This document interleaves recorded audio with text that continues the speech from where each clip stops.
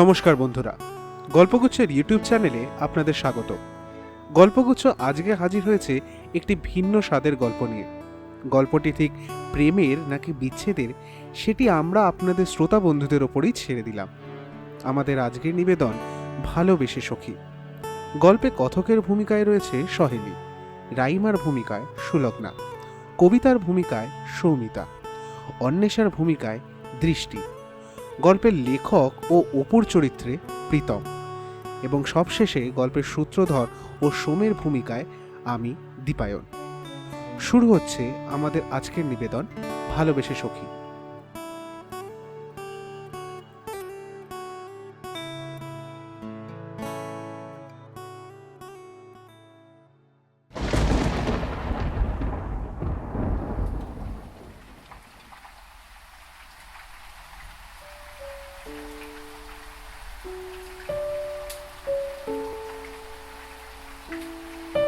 বর্ষাকালের বিকেলে হঠাৎ মেঘ কালো করে বৃষ্টি নামার মুহূর্তটা রাইমার বেশ ভালোই লাগে।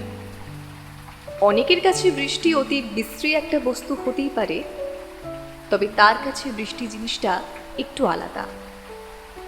বৃষ্টির সময় তার প্রতি নিয়ত মনে হয় বৃষ্টির প্রত্যেকটা ফোঁটা যেন তাকে কিছু বলে যায়। তার কাছে বৃষ্টি মানে শুধুই বাড়ি খাড়া নয়, তার কাছে বৃষ্টি মানে অনেক জমা কষ্টের বহিঃপ্রকাশ। তার মনে হয় প্রকৃতির হয়তো অনেক ব্যথা, অনেক অভিমান, অনেক অনেক কষ্ট চেপে রাখার বহিঃপ্রকাশ হলো এই বৃষ্টি। রাইমার মতে বৃষ্টির সময় সব থেকে দরকারি জিনিসটা হলো বৃষ্টিকে দেখা। কি সুন্দর তার গান, তার তাল। ঠিক হেনরি ওয়ার্ডসওয়ার্থ লংফেলোর মতে যেমনটি "The best thing one can do when it's raining is to let it rain." আজও ঠিক তাই। বিকেল থেকে বৃষ্টি শুরু হলো ঝমঝমিয়ে। তবে বিকেলের বৃষ্টিটা একটু ধরতেই রাইমার ঘরের কলিং বেলটা বেজে উঠল। দরজা খুলে রাইমা দেখল তার সামনে খাক ভেজা হয়ে দাঁড়িয়ে আছে অপু। রাইমা একটু হেসে প্রশ্ন করলো, এটা কি হাল করেছিস রে? ছাতাটা কি আনা যায় না নাকি? অপু একটু গানের সুরেই বলল, এই মেঘলা দিনে একলা ঘরে থাকে না তো মন, কবে যাব কাছে পাবো ওগো তোমার নিমন্ত্রণ। থাক বাবা, হয়েছে। গানের আসর তো পরেও বসাতে পারবি। এখন আয়, ঘরে এসে ভিজে জামাটা খুলে একটু শুকিয়ে নে। আমি যাই, ততক্ষণে বাকিদের জন্য একটু খাবার বানিয়ে নে। ঠিক আছে, যথা আজ্ঞা দেবী। রাই রান্নাঘরে যাওয়ার সময় শুনতে পেল অপু গুনগুন করে একটা গান করতে করতে উপরে উঠে যাচ্ছে।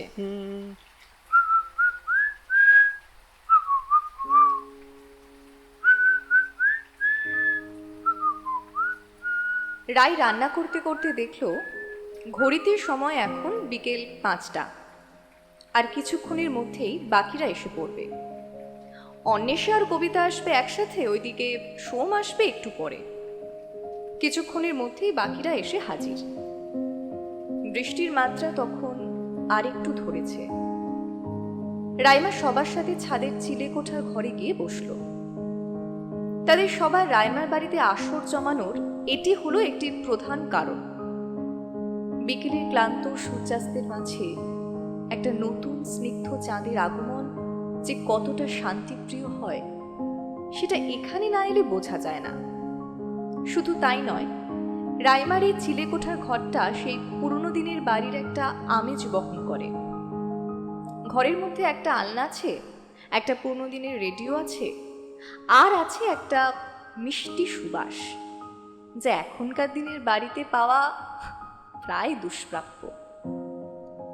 তবে আজকে আসর বসানোর কারণটা একটু অন্য। আজকে তাদের এই গত 3 বছরের কলেজের যাত্রা শেষ হচ্ছে, কারণ আর 2 সপ্তাহ পর থেকে পরীক্ষা শুরু। তাই আর কি। কিছুক্ষণ পর রাইমার মা এসে কফি আর কিছু নিমকি দিয়ে গেল। অন্বেষা বলল, কিরে ভাই, তা আজকের আড্ডাটা কি নিয়ে বসাবি? অলরেডি তো বসেই আছি, আর কত বসবো? তবু তোর গানটা দিয়েই নয় শুরু হোক। একটা গান ধর না অপু, অনেক দিন তুই কোনো গান শোনাসনি। আজকে বরং তোর গান দিয়ে শুরু হোক আড্ডাটা। অপু বরাবরই রাইমার প্রতি একটু দুর্বল, সেটা রাইমা জানে। তাই রাইমা বারবার অপুর কাছে একটাই আর্জি করে যায়, যাতে অপু তার মিষ্টি গলায় যে কোনো গান একবার হলেও গেয়ে শোনায়। আজও তাই। অপু জানালার দিকে তাকিয়ে গানটা ধরল। তারে ধরি ধরি মনে করি, ধরতে গেলে মার পাইলেন না। তারে ধরি ধরি মনে করি, ধরতে গেলে মার পেলেন না। দেখেছি দেখেছি রূপসাগরে মনের মানুষ কাঁচা সোনা। দেখেছি রূপসাগরে মনের মানুষ কাঁচা সোনা। বর্ষার দিনে এই এক মজার ব্যাপার, এই বৃষ্টি, এই রোদ। তবে বিষয়টা যে সবার জন্য মনোরম সেরকমটা নয়। যারা রাস্তায় কাজে বেরোয় তাদের বেশ অসুবিধের মধ্যেই পড়তে হয়। রাইমার চোখটা একবার অপুর দিকে পড়তেই সে এক দৃষ্টিতে অপুর দিকে তাকিয়ে রইল। কি সুন্দর লাগছে অপুকে। তবে একটা মজার ব্যাপার হলো, অপুর চশমাতে সামান্য প্রতিফলন হয়ে সূর্য কিরণটা রাইমার গালের উপর পড়েছে, যেটা কবিতা অনেকক্ষণ ধরেই লক্ষ্য করেছে। বাইরে আবার টিপ টিপ করে বৃষ্টি পড়ছে। অপুর গলার স্বর আস্তে আস্তে নিভে এলো। এবার হয়তো আসরটা জমিয়ে বসবে, এই ভেবে রাইমা বলল, তা শোন, ইয়ে তো চুপ কেন? বোধহয় কোনো মেঘঘটিত ঘটনায় মনে বেদনা পেয়েছে। কি তাই তো? আরে না রে না, আমি ভাবছি দেখতে দেখতে 3টে বছর কিরকম ভাবে যেন কেটে গেল। না পেলাম করণ জোহরের সিনেমার মতন প্রেম, আর না হতে পারলাম ডিডিএল যে শাহরুখ খান। আরে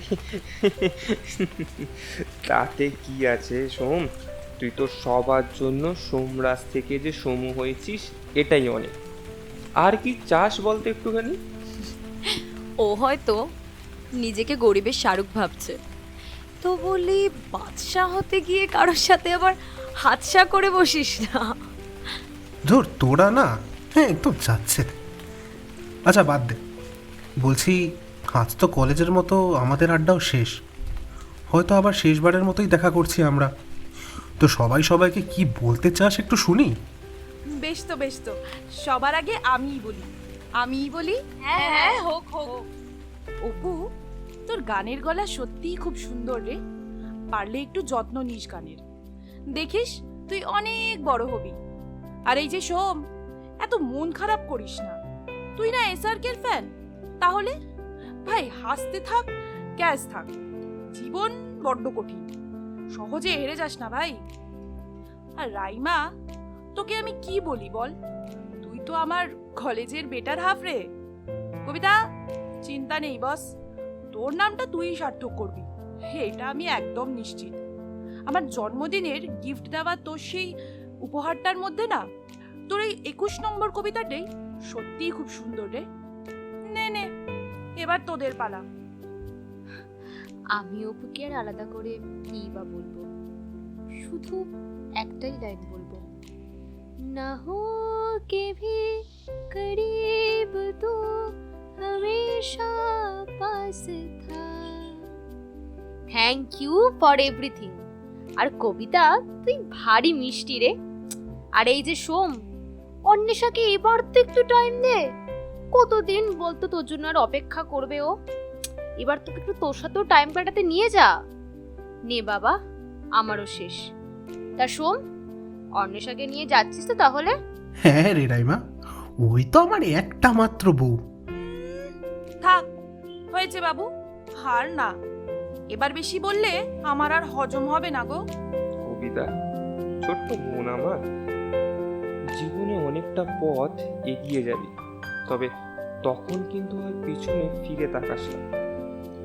অন্বেষা আর সোম, তোরা তো আমাদের কলেজের অল টাইম ফেভারিট, আর অফকোর্স টম অ্যান্ড জেরি। সারাটা জীবন এরম ভাবেই হাসি খুশি থাকিস, শুধু ঝগড়াটা একটু কম করিস। আর কি বলি বল? তা আমি কি বানের জলে ভেসে এসেছি? আমি কেন বাদ গেলাম? বাদ বাদ তো তোকে আমি দিইনি, তুই বরং আমাকে বাদ দিয়েছিস। আমি তো এখনো সেই বসেই আছি আকাশে, এক দৃষ্টে চেয়ে গান গেয়ে যাই। আমি চেয়ে চেয়ে দেখি সারাদিন, আজ ওই দূরে সাগরের নীল। হ্যাঁ, গান গেয়েই তো কত রমণীকে বশে করলি, আমায় না হয় নাই বা করলি। আচ্ছা রাইমা, সত্যি কি অপুর জন্য তোর কোনো সফট কর্নার নেই?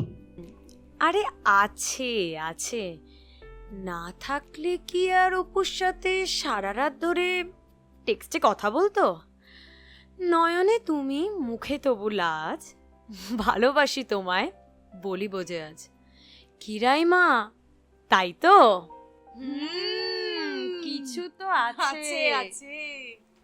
উফ কবিতা, তুই না দেখ, যেটা হবার নয় সেটা নিয়ে বলে অপুর মনে আঘাত দেওয়ার জাস্ট কিন্তু কোনো মানেই হয় না। কি হবে না হবে সেটা তো পরের কথা। উফ, আগে বলে তো দেখ। আর আজকে না হয় মনের কথাটা বলেই দে। আহা, থাকুক না। দেখ, আমি তো আমার মনের দরজাটা খুলেই রেখেছি রাইমার জন্য, এবার বাকিটা ওর ব্যাপার। তুই ওকে আর জোর করিস না অন্বেষা, থাক। আচ্ছা আচ্ছা, বলছি এইসব ব্যাপারগুলো আমরা ওদের উপর ছেড়ে দিলেই ভালো হয় না? আফটার অল এটা তো ওদেরই জীবন, তাই না? আমি শুধু এইটুকু বলবো যে রাইমা, তুই যে কারণটার জন্য অপুকে বারবার ফিরিয়ে দিচ্ছিস, সে কারণটা নিয়ে একটু কথা বলে দেখ। চেষ্টা করেছিলাম রে, ভেবেছিলাম বলবো, কিন্তু ভয় পিছিয়ে এসেছি। আর বারবারই পিছিয়ে আসতে আমার ভালো লাগে না রে। আমি বলে দেবো তাহলে। এই অপু, অপু দেখ। অন্বেষা না, আমি সময় এলে ঠিকই বলবো, আমার এখন একটু স্পেস লাগবে। আর আমার জীবন তো বাকিদের মতো নয় বল। অপু যদি আমার সাথে খাপ খাওয়াতে না পারে, দেখ আমি চাই না আজকালকার মতো 1000 বার নতুন নতুন সঙ্গী খুঁজতে। যাই হোক, বাদ দে তোরা। আর অপু, আমি সময় এলে তোর সাথে ঠিকই কথা বলবো, মন খারাপ করিস না প্লিজ। আচ্ছা কবিতা, একটা কবিতা শোনাবি? বাইরে বৃষ্টি পড়ছে, কি সুন্দর একটা ওয়েদার, একটা বরঞ্চ ভালো দেখে কবিতা শোনা। নিশ্চয়ই, শুনবি যখন বলছিস তাহলে বলছি। আকাশ, তুমি কাঁদছো কেন? কে বকেছে তোমায়? আকাশ, তুমি কাঁদছো কেন? কে মেরেছে তোমায়? সেদিন রাতে শুনতে পেলাম মেঘের বিরাট গর্জন। হঠাৎ করে মনে পড়ল অনুভূতির অর্জন। সেদিন ছিল মেঘে ঢাকা কুয়াশা ঘেরা সন্ধে। সেদিন ছিল মিষ্টি সুবাস, হালকা বৃষ্টি, আর দুজন দুজনের রন্ধ্রে। মনে অনেক কথা ছিল, হাতে ছিল চিঠি, ঠোঁট দুটো বন্ধ ছিল, ওরাই টানলো ইটে। অনেক কথা জমেছে বুকে, জল জমেছে চোখে। 1000 কষ্ট লুকিয়ে রেখেও হাসি ছিল মুখে। মনটা বড্ড ভারী হচ্ছে, বৃষ্টি নামবে আবার।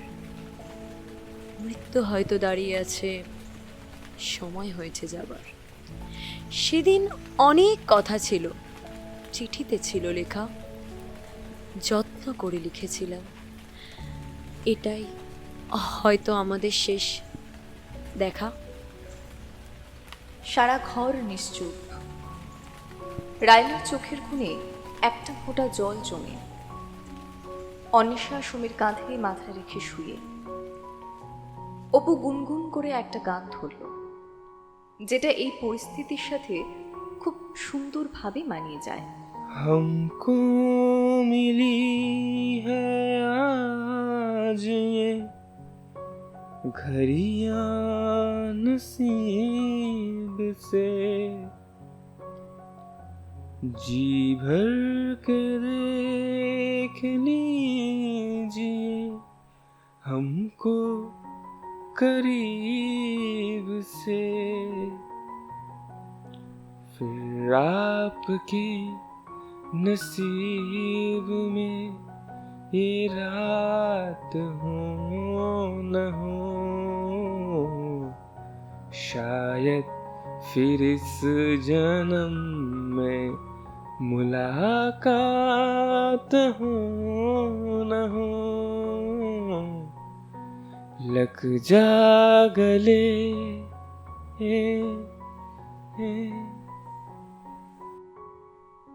রাইমার নিজের চোখের জল ধরে রাখতে পারল না। রাইমার অজান্তেই তার চোখ থেকে নরম গাল বেয়ে দুফোঁটা চোখের জল নেমে এলো মেঝেতে। অন্বেষার চক্ষু অশ্রুতে পূর্ণ। সোম তার চোখের জল মোছাচ্ছে। হঠাৎ রাইমার কান্নার স্বর আস্তে আস্তে সবাই শুনতে পেল। এ কি রাইমা, তুই কাঁদছিস কেন? কি হয়েছে তোর? অপু, এই অপু, শিগগিরই এদিকে আয়। রাইমাকে একটু সামলা তুই তো ভালো বুঝিস, বল রাইমাকে। অপু এসে রাইমাকে জড়িয়ে তার বুকে টেনে নিয়ে বলল, কি রে রাইমা, কি হয়েছে তোর? কাঁদছিস কেন তুই এরম ভাবে? কি হয়েছে বল আমাকে। আমি কি কিছু ভুল করলাম? সরি রে অপু, আমি সত্যি বলছি রে, আমি তোকে খুব ভালোবাসি। আমি সেই কলেজের নবীন বরণের দিন থেকে তোকে ভালোবেসে আসছি, কিন্তু বিশ্বাস কর, আমি চাই না আমি তোর গান আর তোর মাঝে আসি। তোর অনেক দিনের ইচ্ছে যে তুই বড় গায়ক হবি, আর আমি তার মাঝে বাধা হয়ে দাঁড়িয়ে থাকতে কিছুতেই পারবো না। বাধা কেন হবি তুই? তোর তো আমার গান শুনতে খুবই ভালো লাগে, আর তুই তো আমাকে বলেছিস যে আমার প্রত্যেকটা কনসার্টে বসে আমাকে সামনে লাইভ দেখবি, তাহলে বাধা কেন হবি তুই? না রে অপু, সেটা সম্ভব নয়। আমার একটা শারীরিক সমস্যা আছে। আমি হয়তো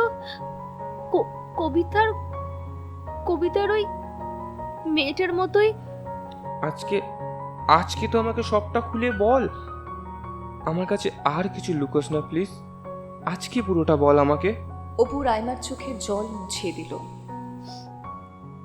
আমার এমএল আছে।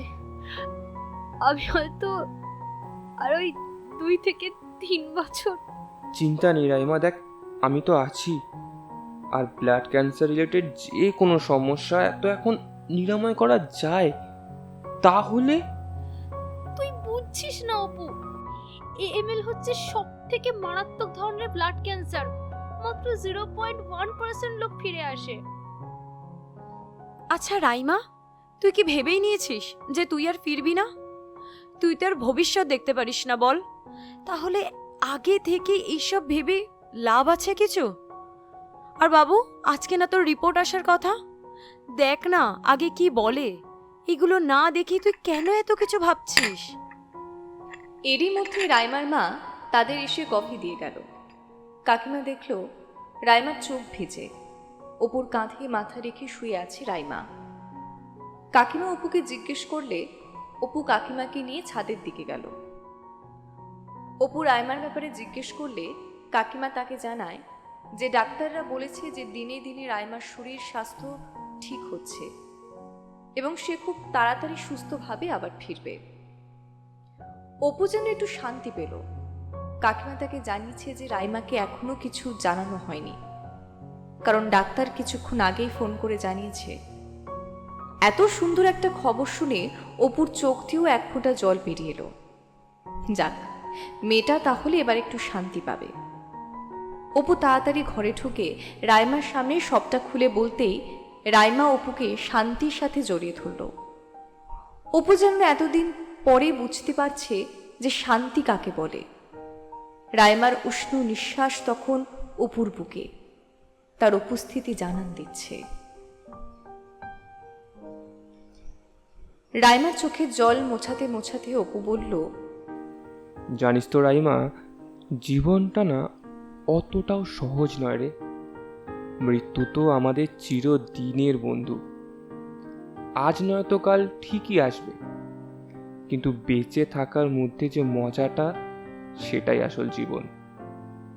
আজ তুই হয়তো ভাবছিলিস যে তোর এই রোগটা হয়তো আমার আর তোর মাঝে বাধা সৃষ্টি করবে, কিন্তু যদি এই রোগটাই আমার হতো, তুই তখন আমার জায়গায় থাকলে কি করতিস কখনো কি ভেবে দেখেছিস?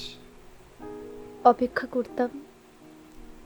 এই জন্মে না হলে হয়তো পরের জন্মে ঠিকই পেতাম তোকে। আমি চাইলেই প্রথমেই তোকে সবটা জানাতে পারতাম, কিন্তু তারপরেও তুই শুনতিস না আমার কথা। ওটাই তো ভালোবাসা। ভালোবাসা তো কোনো জাত, ধর্ম, বর্ণ, রোগ, খামতি এইসব দেখে হয় না রে। আর অপু তো তোকে সত্যিই খুব ভালোবাসে, ও তোকে বোঝে। ও কিন্তু শুধু কমিটমেন্টটা করেনি, ও কিন্তু কমিটমেন্টগুলো রেখেছে। আর এই একটা আমার ঢ্যাঁড়স, দূর, না কোনো কথা দেয় না কিছু বলে। আদৌ যে ও আমাকে বিয়ে করবে সেটাই তো ও জানে না।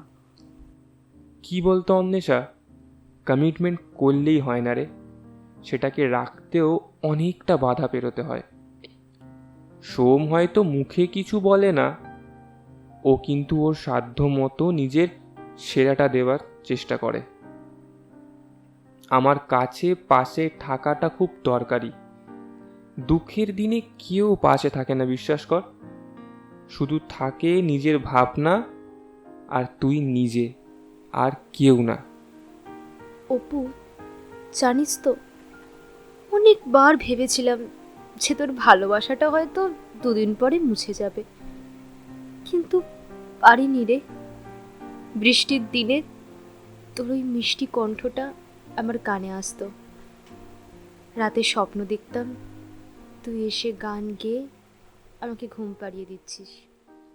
সে তো তোকে আমি এখনো দিতে পারি। এই হ্যাঁ, বলছি তাহলে সেটাই হোক না অপু, একটা গান হয়েই যাক। আর এমনিও রাইমা তোর কোলেই শুয়ে আছে, আর আমি সোমের। বেকার কবিতাটাই একা, ওর একটা কবি হলে না জমে যেত ব্যাপারটা। বলি তাহলে একটা প্রেমের গান ধর না। ये शाम मस्तानी मदहोश किए जाए, मुझे डोर कोई खींचे तेरी ओर लिए जाए, ये शाम मस्तानी।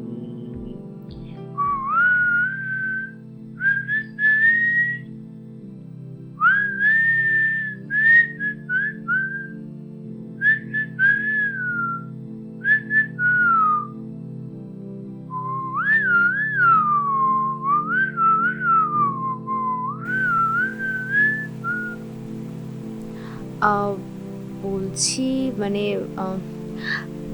আমার একটা অনুরোধ রাখবি তোরা? হ্যাঁ বেশ তো, বল না কি আছে। এই আবার প্লিজ বলিস না যে আজকে রাতে অপুকে তোর সাথে থাকতে দিতে হবে। তোরা না, আমি চাইছিলাম যদি কবিতা আর একটা কবিতা শোনায়। ওর কবিতাগুলো আমার খুব প্রাণে লাগে রে।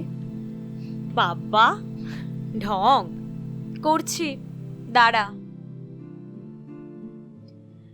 ঘুম এসেছে আধার রাতে, চোখ ধুয়েছে জলে, মন লেগেছে স্মৃতির ধরে, একলা থাকা ঘরে। জড়িয়ে তাকে ইচ্ছে ধরার, হাত বুলিয়ে চুলে। প্রাণের কথা প্রাণেই থাকে, বেরোয় না যেন ভুলে। শত শত স্বপ্ন ডানা দিয়েছি আমি কেটে, তার জন্য সুখ চেয়েছি, দুঃখ গিয়েছে হেঁটে। আপন তুমি নাই বাহলে আমার, তোমার জন্য প্রার্থনা শুধু সুখে থেকো আবার। কিরে বল, কেমন লাগলো?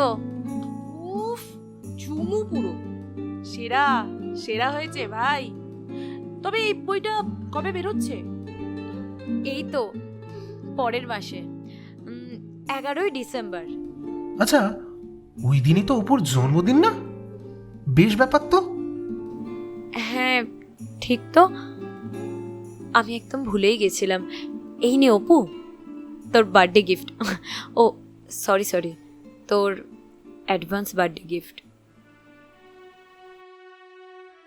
ঘড়িতে তখন বাজে রাত 8টা। সবাই হাসি মজা করতে ব্যস্ত। তবে মজার ব্যাপার হলো এটাই যে কবিতার শেষ বলা কবিতার শেষে একটা ছোট্ট লাইন লেখা ছিল, যেটা কেউ জানে না, আর কবিতা হয়তো কাউকে কোনোদিনও বলবে না। লাইনটা হলো, কবিতার প্রিয় অপু। আর কবিতার নাম হলো অপ্রাপ্তি। এইটাই হয়তো ভালোবাসা, একজন পায় আর একজন হারায়। ঠিক অনেকটা হয় নদীর মতো, একবার ভাঙে তো আরেকবার গড়ে। কবিতা হয়তো অপু আর রাইমাকে তার জীবনের সেরা উপহারটা দিল নিজের জীবনের অপ্রাপ্তির মধ্যে দিয়ে।